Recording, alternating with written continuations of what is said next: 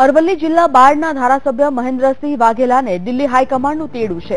અહેમદ પટેલ સાથે મહેન્દ્રસિંહ વાઘેલાએ મુલાકાત કરી હતી।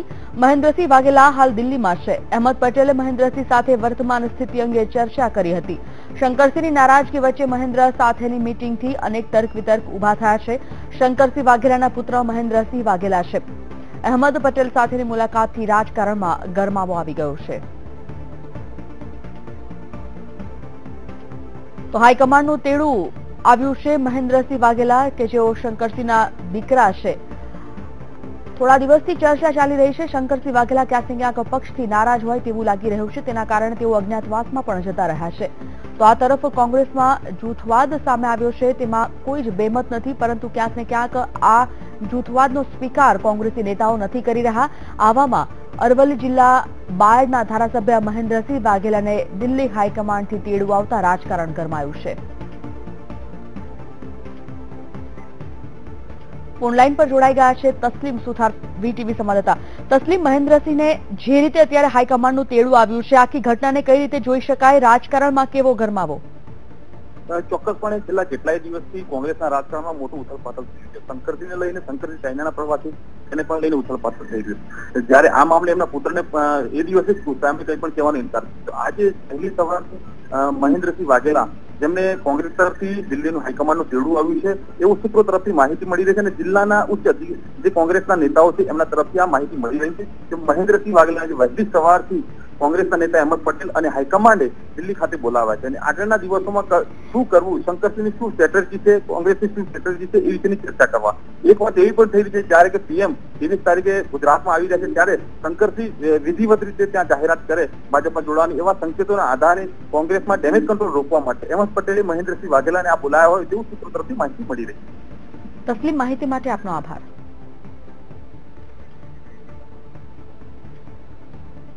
તો શંકરસિંહ વાઘેલાના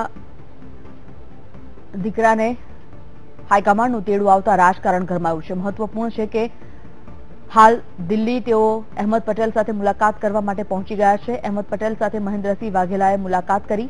મહેન્દ્રસિંહ વાઘેલા હાલ દિલ્હીમાં છે। અહેમદ પટેલે મહેન્દ્રસિંહ સાથે વર્તમાન સ્થિતિ અંગે ચર્ચા કરી હતી।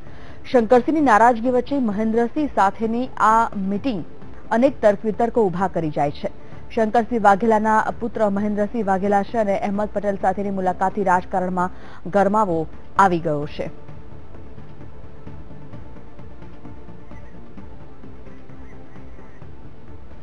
વીટીવી સંવાદદાતા જોડાઈ ગયા છે હિતલ પારેખ, આ વિષય પર માહિતી મેળવીએ। હિતલ, છેલ્લા કેટલાય સમયથી કોંગ્રેસમાં જૂથવાદની ચર્ચાઓ ચાલી રહી છે, તેમાં કોઈ બેમત નથી, પરંતુ હવે જ્યારે આ ચર્ચાઓએ ચરમસીમા પકડી છે, તેવામાં હવે શંકરસિંહના પુત્ર મહેન્દ્રસિંહે હાઈકમાન્ડનું તેડું આવતા કેવા તારણો બંધાઈ રહ્યા છે?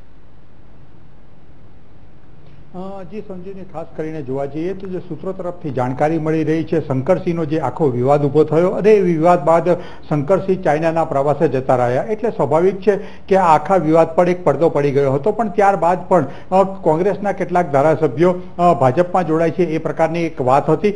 એમાં સૌથી વધારે મહત્વનું નામ મહેન્દ્રસિંહ વાઘેલાનું હતું। સ્વાભાવિક છે કે મહેન્દ્રસિંહ શંકરસિંહ વાઘેલાનું નામ હતું, અને તેઓનું નામ નરેન્દ્ર મોદી જ્યારે 22 અને 23 તારીખે ગુજરાતની મુલાકાતે આવી રહ્યા છે, ગાંધીનગરમાં આવી રહ્યા છે, ત્યારે એક જોરશોરથી રાજકીય ચર્ચા શરૂ થઈ હતી કે નરેન્દ્ર મોદીની હાજરીમાં મહેન્દ્રસિંહ વાઘેલા ભાજપમાં જોડાઈ શકે છે। આ એક શક્યતા એટલી પ્રબળ ચર્ચાઈ રહી હતી। આઈબીમાંનો પણ એક રિપોર્ટ હતો કે મહેન્દ્રસિંહ નરેન્દ્ર મોદીની હાજરીમાં ભાજપમાં જોડાય તેવી શક્યતાઓ છે। ત્યારે એના પગલે સ્વાભાવિક છે કે આ જે વાતાવરણ છે એ વાતાવરણની ચર્ચાઓ જે થઈ એ ચર્ચાઓ દિલ્હી હાઈકમાન્ડ સુધી ગઈ, અને હાઈકમાન્ડ દ્વારા તાત્કાલિક અસરથી મહેન્દ્રસિંહ શંકરસિંહ વાઘેલાને દિલ્હી બોલાવવામાં આવ્યા છે, દિલ્હી તલબ કરવામાં આવ્યા છે। સ્વાભાવિક છે તેના ઉપરથી એવું માની શકાય કે આ સમગ્ર જે પ્રકરણ છે એ પ્રકરણની મૂળમાં કોંગ્રેસનું હાઈકમાન્ડ જવા માંગે છે। આખી ઘટનાક્રમ શું છે, કેવી રીતે આગળ વધી રહ્યું છે, કારણ કે જોવા જઈએ તો કેટલાક દિવસોથી મહેન્દ્રસિંહ વાઘેલા છે એ શંકરસિંહથી થોડાક દૂર જતા હોય એ પ્રકારે શંકરસિંહની સાથે આવવાનો પ્રયત્ન કરતા ન હતા, અને સ્વાભાવિક છે કે શંકરસિંહના બંગલે હોય તો પણ તેઓ દૂર રહેવાનો મીડિયાથી પ્રયત્ન કરતા હતા. એટલા જ માટે કદાચ આ એક શક્યતા છે અને તેના કારણે દિલ્હી હાઈકમાન્ડે મહેન્દ્રસિંહને તાત્કાલિક અસરથી દિલ્હી બોલાવવામાં આવ્યા હોય તેવી શક્યતાઓ જોવામાં આવી રહી છે. અને સાથે સાથે જોવા જઈએ તો જે ચર્ચા ચાલી રહી હતી કે કોંગ્રેસના ધારાસભ્યો શંકરસિંહની હવે જે ઉંમર થઈ છે એટલે કદાચ શંકરસિંહ કોંગ્રેસ ન છોડે પણ મહેન્દ્રસિંહ કોંગ્રેસ છોડીને ભાજપમાં જાય અને તેમની સાથે એક આખી ટીમ પણ ધારાસભ્યોની ભાજપમાં જોડાય એ એક શક્યતાઓ જોવામાં આવી હતી અને તેના જ કારણે કદાચ દિલ્હી હાઈકમાન્ડનું તેડું આવ્યું છે. જી સંજીવની.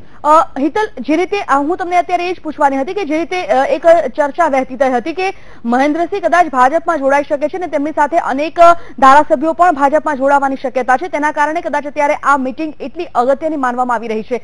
પરંતુ શંકરસિંહની નારાજગી આ પક્ષ માટે કેટલો પડકાર કહી શકાય, કેટલું નુકસાનરૂપ કહી શકાય જો આગામી ચૂંટણી પૂર્વે આ નારાજગી ખતમ નથી થતી અને શંકરસિંહ વાઘેલા સહિતના જે લોકો છે, તેમના સમર્થકો છે, તે કદાચ આ પક્ષથી નારાજ રહે છે તો? સંજીવની, ખાસ કરીને જોવા જઈએ તો વિધાનસભાની ચૂંટણીમાં સ્વાભાવિક છે કે શંકરસિંહ જેવા દિગ્ગજ નેતાઓ નારાજ ચાલતા હોય ત્યારે કોંગ્રેસને મોટું નુકસાન થઈ શકે એમાં કોઈ મિનમેક નથી.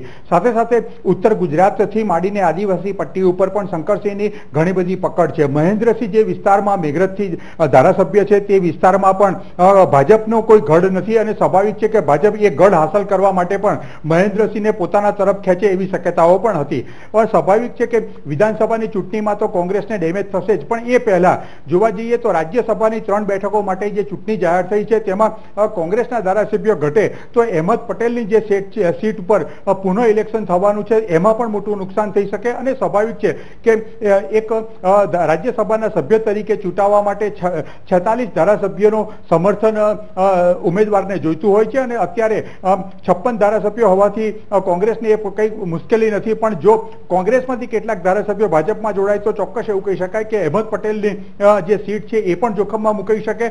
પ્રથમ જો કોઈ નુકસાન થતું હોય તો રાજ્યસભાની ચૂંટણીમાં નુકસાન થઈ શકે છે અને ત્યારબાદ વિધાનસભાની ચૂંટણીમાં પણ મોટું નુકસાન થઈ શકે છે. જી સંજીવની. હિતલ, માહિતી માટે આપનો આભાર.